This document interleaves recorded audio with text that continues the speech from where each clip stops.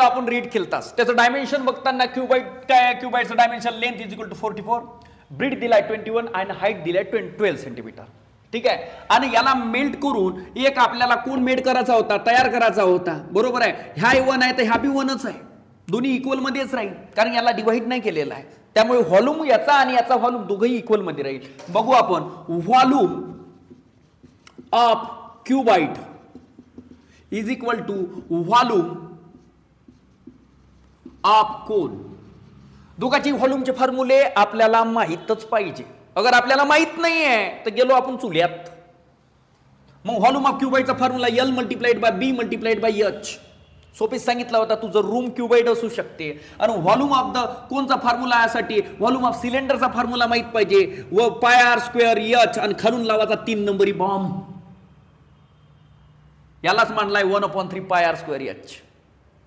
बरोबर आहे. तोच होय. मग L काय आहे आपला 44, बीड काय आहे आपली 21 आणि हाईट आहे आपली 12 सेंटीमीटर. त्याचनुसार पायची व्हॅल्यू मांडू आपण 22/7 आणि नंतर म्हणला आर स्क्वेअर जशानं तसाच, कारण radius of the base find करायला लावलेला आहे. मग डबल H आहे, याला H1 आणि याला H2 दिलं. H1 तर आपण मानला, H2 इकडे 24 सेंटीमीटर आहे तर मल्टिप्लाइड बाय 24 मानलं आणि डिव्हाइड मध्ये मी 3 जशानं तसेच ठेवले. गोष्ट माझी समजून घ्या. ठीक आहे. मग आता आर स्क्वेअरच्या रिलेशन्स मध्ये व्हॅल्यू बनवावं लागेल कारण त्यालाच फाइंड करायचं आहे. तर सिंपल आहे. R square is equal to J B याच्या काठेनं बसलेलं आहे, जे डिव्हाइड मध्ये आहे ते इकडे जाईल तर न्यूमॅरेटर मध्ये जाईल आणि जे न्यूमॅरेटर मध्ये 24 आणि 21 ते इकडे गेल्यावर डिव्हाइड मध्ये जाईल. इक्वल आला तर दुश्मन आला. न्यूमॅरेटरचा दुश्मन डिनॉमिनेटर आणि डिनॉमिनेटरचा दुश्मन न्यूमॅरेटर. जसं आता हे डिवाइड मध्ये आहे, आता इकडे जाईल. पहिले मानतो 44 21 मल्टिप्लाइड बाय 12 आणि 7 आणि इथं मानलं झोकानच 3. डिवाइड मध्ये होते मल्टिप्लाइड मध्ये गेले. दुश्मन आला का लक्षात. त्याचनुसार 22 आणि मल्टिप्लाइड बाय 24 आले. कॅल्क्युलेशन कडे थोडंसं व्यवस्थित लक्ष द्या.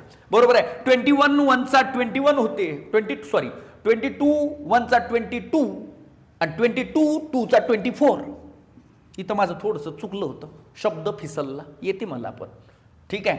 नंतर 12 1 12 आणि 12 2 24. मग खाली काय आहे 2 आहे आणि वरती बी 2 आहे. ह्या 2 2 गेट पुन्हा कॅन्सल झाला. खाली काहीच नाही वाचलं भेंड्या. बरोबर आहे. वरतं जे वाचलं ते ठेवायचं. ह्या 21 वाचला आणि इथं 7 मल्टिप्लाइड बाय 3 21 झाला. बरोबर आहे. R square is equal to 21 multiplied by 21. ह्याच व्हॅल्यूला अगर आपण मानलं अंडर रूट मध्ये 21चा स्क्वेअर होऊन जाईल.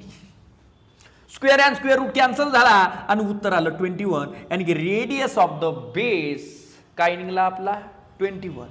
कोणचा. गोष्ट समजली. अशा तऱ्हेनं आपलं 5वं गणित खतम झालं. ठीक आहे. नेक्स्ट गणित आपण क्वेश्चन नंबर 6 बघणार. आपण अगोदर रीड केलं होतं, पुन्हा सुद्धा रीड करून टाकू. काय म्हटलंय observe the measures of the pots.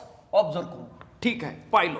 नंतर काय म्हटलंय how many jugs of water can the cylindrical pot hold. म्हणण्याचा अर्थ असा आहे ह्या जगनं पाणी भरलं आणि याच्यात जर टाकलं तर नंबर ऑफ जग्स आपल्याला काढायचा आहे. म्हणजे फाइंड काय करायचं एवढं आपल्याला समजलं. ठीक आहे. म्हणजे आपण इथं फाइंड मध्ये मी सगळ्यात पहिले लिहून घेतो नंबर्स ऑफ जग्स. ठीक आहे. हे आपल्याला काढायचं आहे. डोक्यात बसलं. आलं का लक्षात. मग त्याच्यासाठी दोघांचं मी डायमेन्शन माहित पाहिजे. कोण सिलेंड्रिकल पॉट जर म्हटलं, अच्छा मला डायग्राम चुकली वाटते माझी, 1 मिनिट, डायग्राम चुकली. सिलेंड्रिकल पॉट ह्या इकडे पाहिजे होता रे बाबा, लक्ष नाही राहिलं, सॉरी. ठीक आहे. ह्या सिलेंड्रिकल पॉट हे त्याची रेडियस आहे आणि हे त्याची हाईट आहे 10 सेंटीमीटर. नाही मानली असती तरी चालली असती डायग्राम, पोपट नसता झाला आपला. ठीक आहे. ह्या कोण समज. ठीक आहे. याच्यानं भरलं कोनिकल वॉटर जगनं पाणी आणि याच्यामध्ये टाकलं तर दोघांचं बी डायमेन्शन वेगवेगळं मांडलं आहे. थोडं वाचून घ्या, पुस्तक सुद्धा उघडा. ठीक आहे. तर मग करायचं काय आहे, नंबर ऑफ जग्स काढायचा आहे. तर डायरेक्ट नंबर ऑफ जग्सचा फॉर्म्युला लिहायचा. Number of jugs is equal to, मोठा कोण आहे सिलेंड्रिकल पॉट, जो मोठा आहे त्याला वरत ठेवायचा न्यूमॅरेटर मध्ये. लिहा तिथं व्हॉल्यूम, दोघांचाही व्हॉल्यूमच वापरायचा. व्हॉल्यूम ऑफ कोनिकल काय सिलेंड्रिकल